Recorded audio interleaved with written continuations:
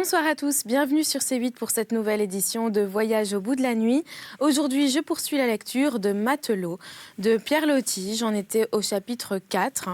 Je vais donc poursuivre cette lecture et n'hésitez pas à réagir sur les réseaux sociaux avec le hashtag VBN. Merci.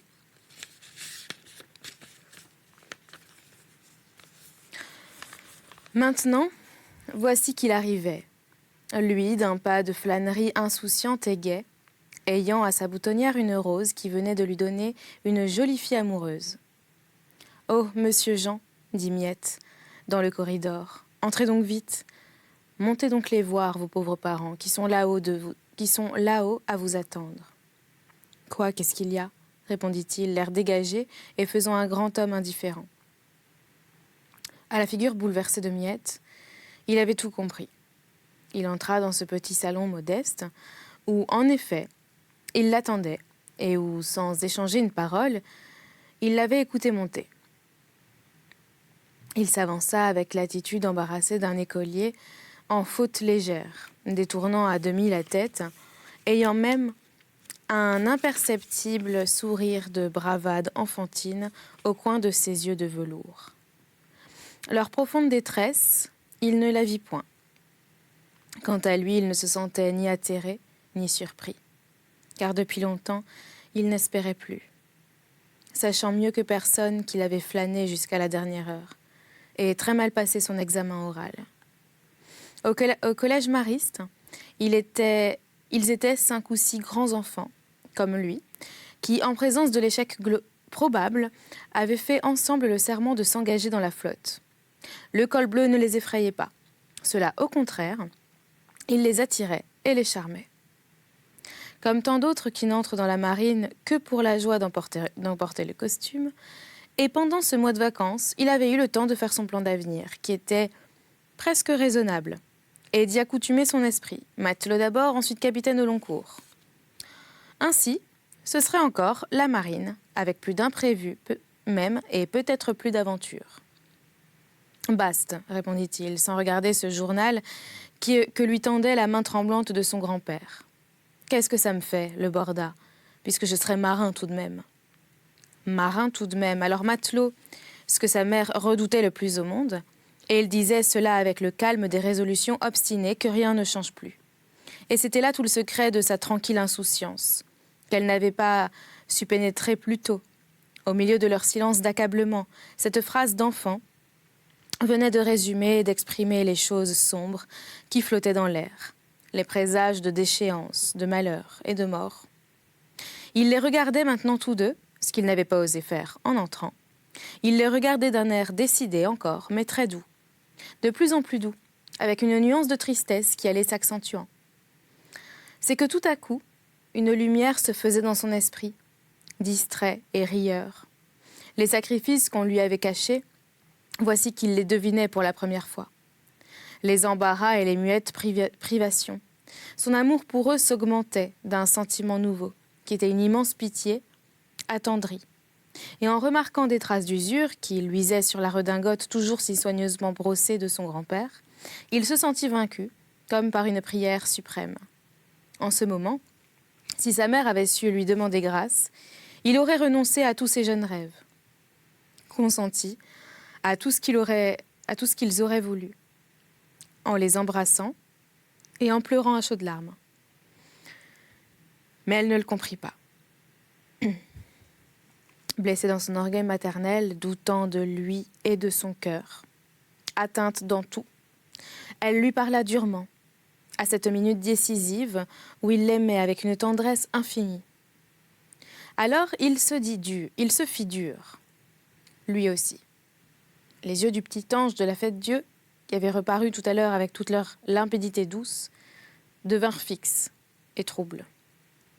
Et il se retira sans une parole. Sa résolution inébranlable à présent, pour jamais. En bas, en passant, il s'arrêta devant Miette, la voyant angoissée et craintive. « Ne te fais pas de chagrin, toi, ma Miette. Ce n'est pas une affaire, va. Il n'en manque pas d'autres moyens pour entrer dans la marine. »« Comment cela ?» demanda-t-elle, tout de suite attentive et crédule. Je me figurais que c'était fini, moi, monsieur Jean. Alors il entra dans la cuisine et s'assit pour lui exposer ses projets. Mécontent de lui-même, dans le fond, et le cœur serré d'une tristesse jusque-là inconnue. N'ayant pas le courage de sortir et ne voulant pas non plus remonter les trouver là-haut, il resta longtemps près d'elle. Quand j'aurai fini mon service de matelot, lui contait-il, tu comprends, j'entrerai dans les capitaines au long cours. J'arriverai même bien plus vite à commander des navires, pour moi. J'aime autant ça, je t'assure. Et voyant qu'elle le regardait avec des yeux pleins de larmes, il l'embrassa. La pauvre humble miette. Chapitre 5. Octobre finissait au tranquille soleil. La maison des Berny, éclairée chaque jour par une lumière immuablement pure, sous un ciel bleu toujours pareil, restait morne, depuis que la grande déception y était entrée. Un trousseau rude dont on parlait en baissant la voix et qu'on ne montrait point, se confectionnait, avec l'aide de Miette, dans la petite salle à manger aux fenêtres donnant sur la mer. Chemise de grosse toile, pantalon et vareuse de bure. Les autres Berny, les oncles et les cousins riches, avaient été informés par le grand-père de Jean, avec un détachement mal joué de la décision suivante.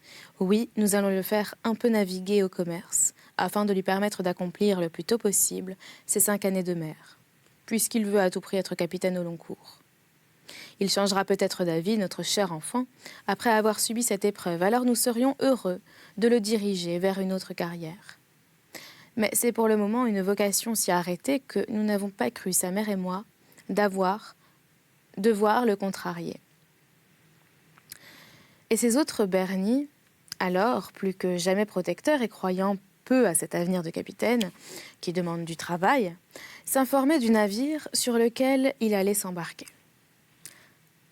Oh mon Dieu, c'était un très modeste petit bateau du petit port d'Antibes, ce qu'on avait trouvé de mieux pour lui permettre de revenir de temps en temps au logis, un brick qui chargeait pour les îles du Levant des jarres de terre cuite fabriquées à Vallauris. En plus de sa désespérance, il souffrait cruellement dans son orgueil de grand-père. Le pauvre vieil homme cravaté de blanc, depuis tantôt 20 années, sa fille Henriette n'avait pu, à cause de la modicité de sa fortune, se faire complètement admettre par cette famille Berny, dans laquelle elle était entrée par un mariage. Dès qu'elle s'était trouvée veuve, réduite à ses propres ressources, il avait commencé d'endurer sans plainte un constant martyre de privations cachées pour l'aider à garder les apparences d'une dame, à ne pas renvoyer Miette, à ne pas vendre sa maison, et surtout, à faire instruire Jean chez les maristes de Grasse. Et voici que ce petit-fils, ce Jean qui l'adorait quand même, et peut-être plus tendrement que jamais, lui causait sur la fin de sa vie sacrifiée cette humiliation suprême. Il allait être matelot, tout simplement. Mousse au commerce, ainsi que l'enfant du dernier portefaix ou pêcheur du port. Alors à quoi bon continuer la lutte vaine, l'existence de chaque jour ? À quoi bon tout ? À présent qu'il avait rempli ce devoir de convenance, d'aller annoncer aux différents membres de la famille Berny la décision prise, il lui semblait n'avoir plus de but, ni d'utilité dans ce monde. Il eût désiré rester au logis, dans sa vieille chambre nue, triste et fanée, s'y asseoir ou s'y coucher, pour attendre la fin. Cependant, c'était dimanche soir, jour traditionnel de dîner chez sa fille.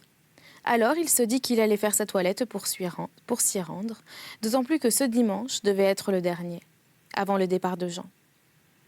Il se sentait vieux, fatigué, cassé comme jamais, et quand, avant de sortir dans ces rues où les passants le saluaient déjà moins bas, il se mit par habitude à brosser lui-même sa pauvre redingote noire, jamais renouvelée.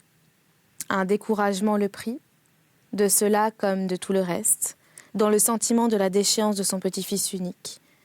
Sa tenue même. Sa tenue si opiniâtrement soignée malgré la misère et l'usure. Aujourd'hui, ne lui importait plus.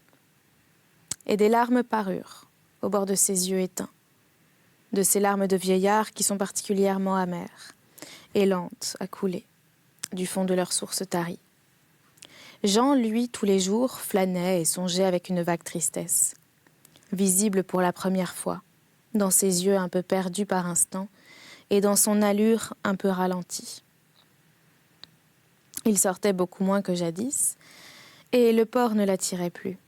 À présent qu'il avait la certitude d'être bientôt l'un de ces marins qu'emportent au loin les navires, ça et là dans la maison, il s'attardait à regarder et à penser. Ou bien il allait seul au vieux domaine de campagne, dans le jardin de l'abandon, envahi par la poussée de chrysanthèmes et des astères d'automne. Il demeurait enfermé des heures entre les murs gris peuplés de lézards, tandis que les oranges jaunissaient au soleil d'octobre. Avec l'été allait finir son enfance. Avec la splendeur de ce soleil, déjà déclinant et mélancolique, allait s'enfuir son passé d'insouciance heureuse. Et il sentait cela, douloureusement, avec une impression inconnue de regret et d'effroi. En cette attente de départ, son esprit ne se fixait à rien de suivi, ni de précis, mais flottait de plus en plus dans le rêve des lointains. Il lisait aussi, pendant ces longues flâneries prêtes à finir, et le choix des livres, ou plutôt des passages de livres, qui avaient, à l'exclusion dédaigneuse de tous les autres, le pouvoir de le charmer, indiquait, comme d'ailleurs son profil pur et ses longs yeux, de diffuse hérédité orientale, il était un mélange d'irréductible enfantillage, d'exubérance physique, de simplicité rude et d'inconsciente et insondable poésie. Au hasard de ses lectures, il avait rencontré avec une impression de ressouvenir quelques-uns de ces fragments visionnaires sur l'Orient mort, qui sont devenus de classiques splendeurs.